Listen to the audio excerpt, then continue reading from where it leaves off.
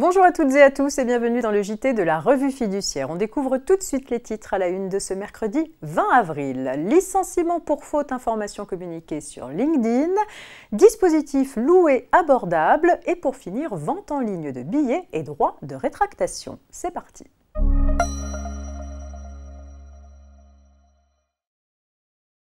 Il est donc question de licenciement pour faute et d'informations communiquées sur LinkedIn dans l'affaire suivante. Un salarié, employé en tant que responsable dans le secteur recherche et développement, avait fait l'objet d'un licenciement disciplinaire après avoir publié sur son compte LinkedIn 2 images de coupe et géométrie d'un moteur d'avion issus de documents internes et classés confidentiels société.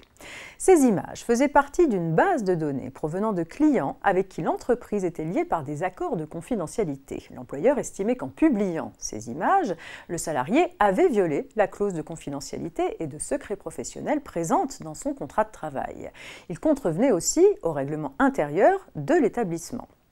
De son côté, le salarié soutenait que les images publiées sur son compte LinkedIn étaient librement accessibles et non susceptibles d'être exploitées compte tenu de leur caractère succinct, de l'absence de paramètres ou d'échelle indiquée, et que cette publication n'avait pu occasionner aucun préjudice à l'entreprise. Mais pour la Cour d'appel, le salarié a commis un manquement avéré à son obligation de confidentialité et de respect du secret professionnel rappelé par la clause de son contrat de travail. Elle a donc validé son licenciement pour faute.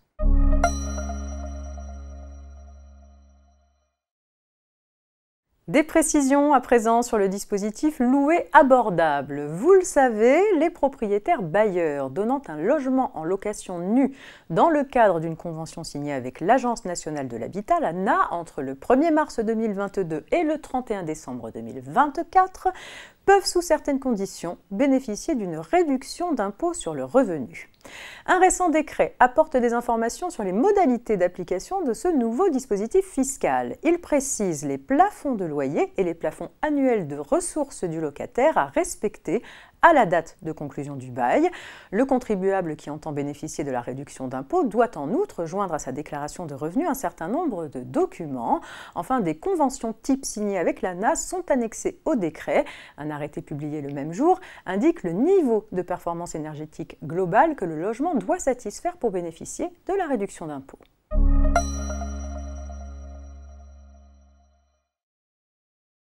Lorsqu'un organisateur de concert vend en ligne des billets pour un spectacle, cela implique qu'il réserve des places qu'il aurait peut-être du mal à remplir ensuite si l'acheteur se rétractait. C'est la raison pour laquelle le droit de rétractation prévu au profit du client dans les contrats conclus à distance est exclu des contrats portant sur les activités de loisirs prévoyant une date déterminée.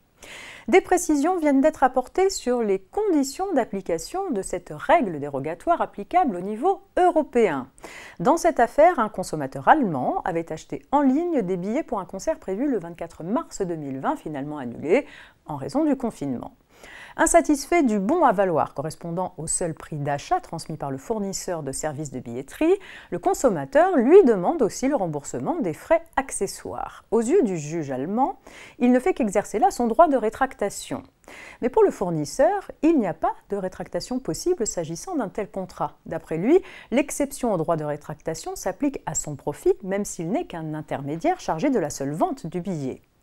Interrogé par les juges allemands, la Cour de justice de l'Union européenne donne raison à cet intermédiaire. L'exclusion de la rétractation s'applique à son profit.